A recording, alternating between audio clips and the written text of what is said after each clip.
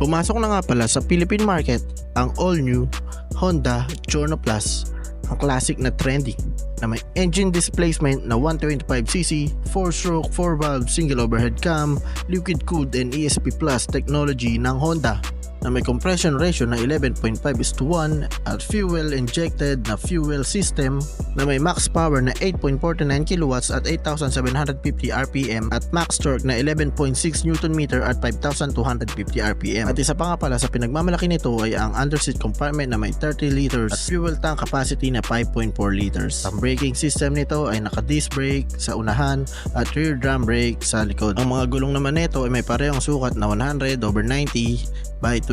Meron din siyang timbang na 116 kg kaya medyo magaan at may fuel consumption na 47 kpl na talagang swak sa long ride dahil matipid sa gas. At ang pinakatanong ng lahat kung magkano ito ay may Philippine market price na 101,900 pesos.